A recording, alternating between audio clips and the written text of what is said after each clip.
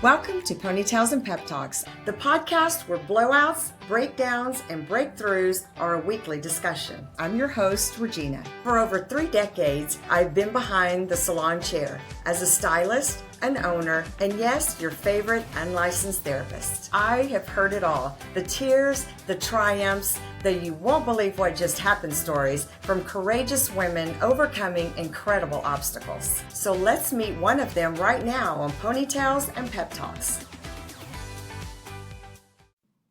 Hello and welcome back to Ponytails and Pep Talks with Regina. I'm so excited that you have joined us today. My special guest and good friend is Dr. Elisa McClure, more fondly known as Dr. E. She is, among other things, a traditional naturopath, an aromatherapist, and founder of the Wellness Hub in Boerne, Texas.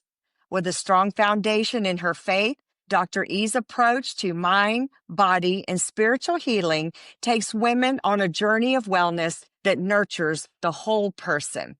Dr. E, thanks for joining us today. Tell us a little more about you, including the fact that you're not new to being behind a microphone.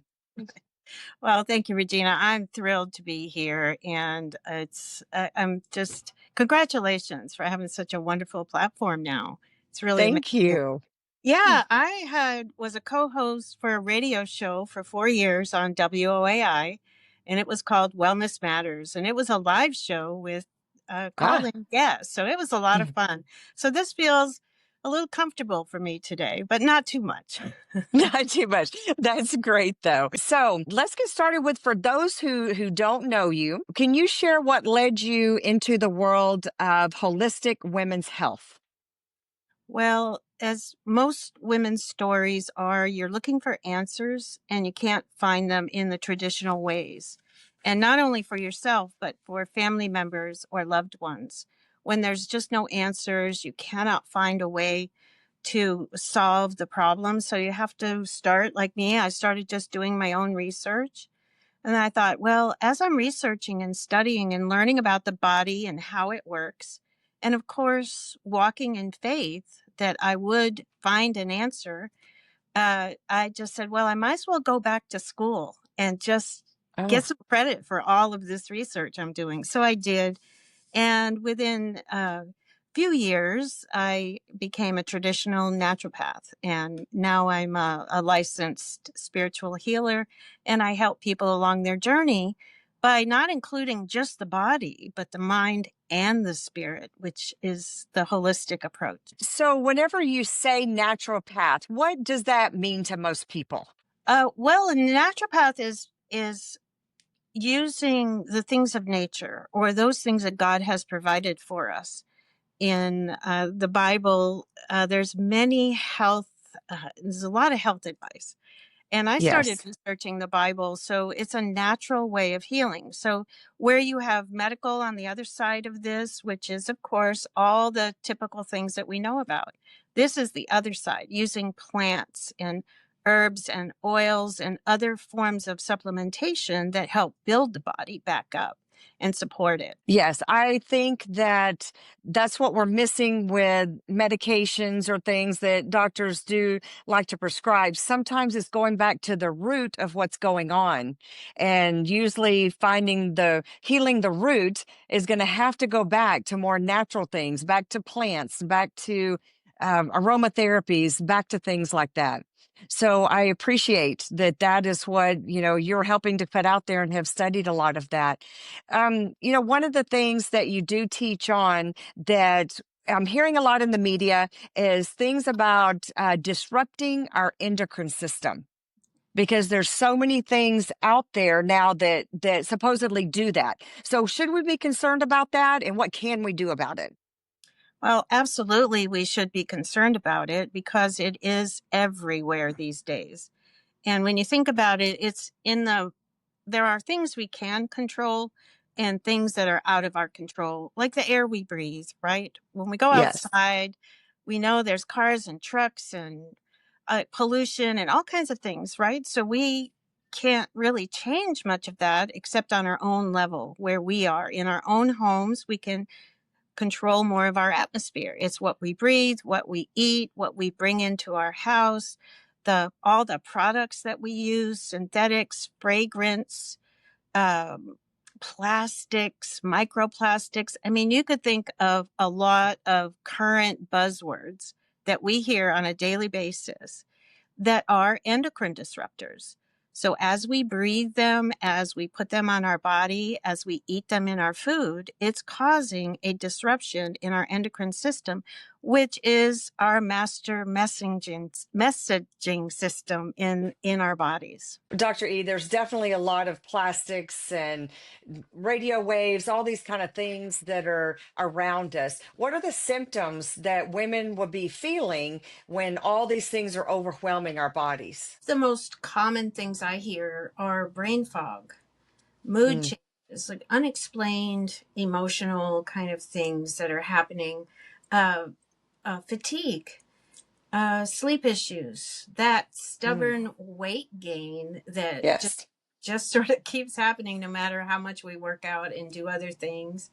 As we get age, we're having those hot flashes or chills or wondering what is wrong, right? Hmm. You just don't Right. know, and they're just common things. So those are some indications about the toxic overload that we tend to feel when we're around all those endocrine disruptors out there.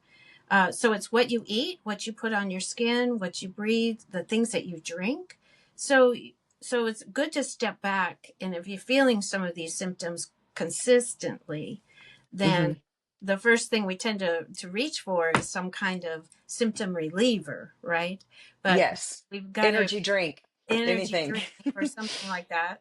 Yes, Yes. where really we need to make a little notes to ourselves about what's happening and take note of what's going on that particular day, especially if you're getting the migraines or other things that are just chronic, right? Just It make little is. notes to yourself about what's going on.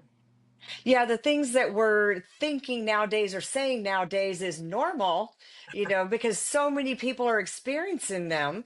We've got to realize maybe that's not so normal, and there are some things that we can do about it. And like you said, just by checking in, how am I feeling today, or why am I feeling like this today? So for the ladies that are going, that's me, I feel like that every day. Please tell us what we should do. What is our checklist? Well, a checklist would be, as we were talking about, to just say, have I drank enough water today? Hmm. Did I go outside and just experience some sunshine and take a break from what I was doing?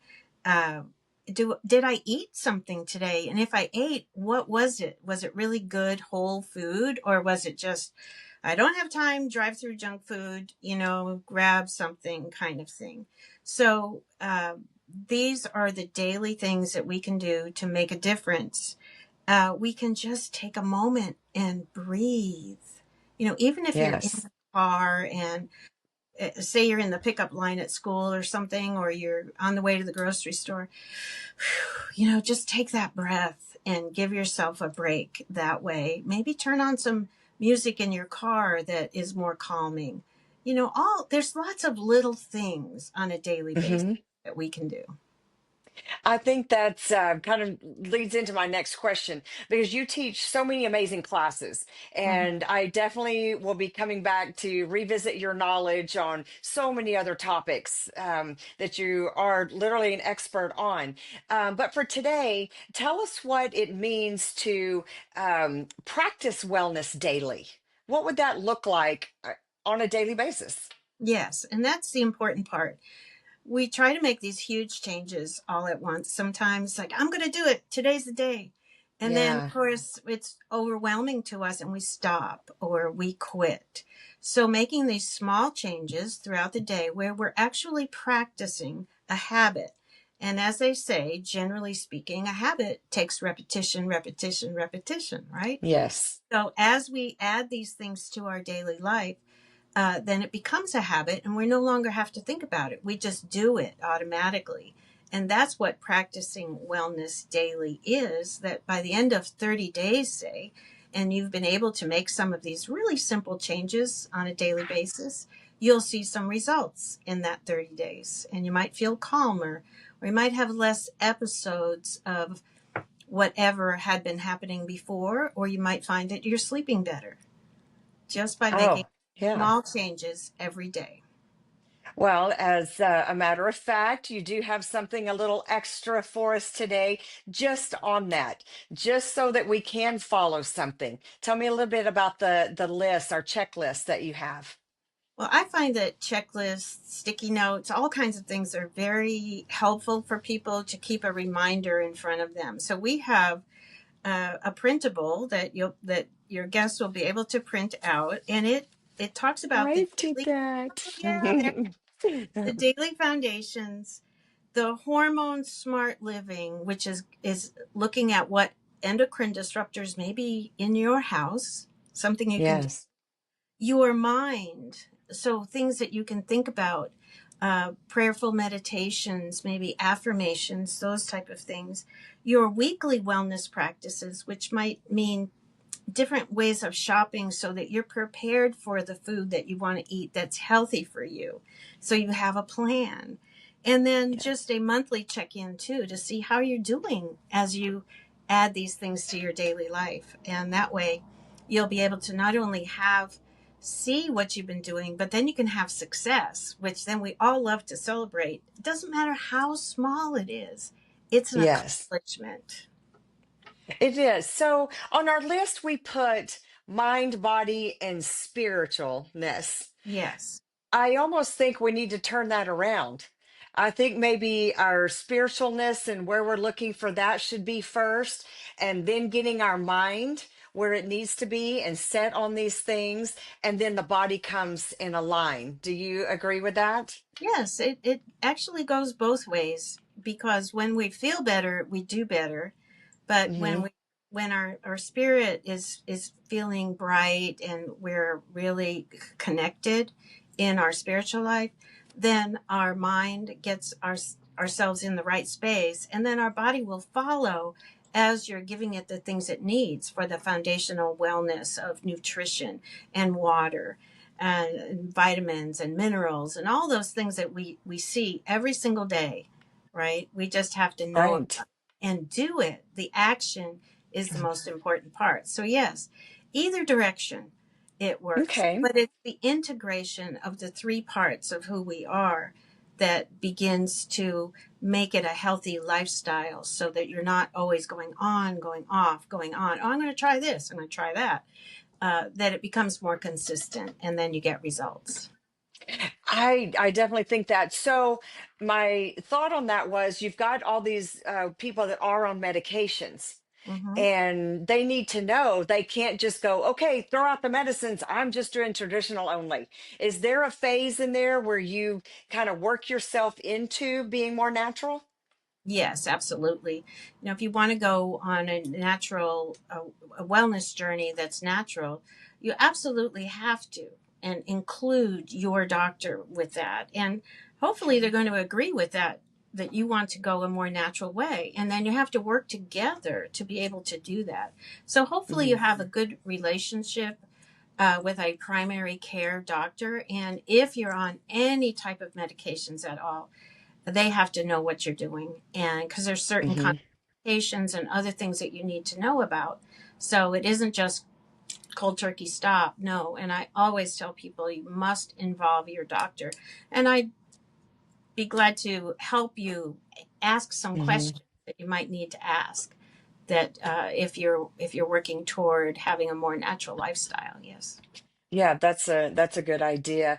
If there was, I know for me, when I am really concentrating on something, I write with a Sharpie on my mirror in the bathroom because I know I'm there brushing my teeth, I'm there getting dressed, and I can really focus. If you had one scripture that you would like for people to focus on about their health, what would that be? I like the scripture that says you are fearfully and wonderfully made. Mm-hmm. That's a we are created, our bodies were created to be healthy, and we're it has its own innate ability to heal when given the Mm-hmm. right circumstances. So that says we were made for natural health. We were made to be healthy in body, mind, and spirit. So it's Yes. something that I have always grabbed onto that particular scripture, that I was created, I was fearfully and wonderfully made. And that just makes me feel good. It does.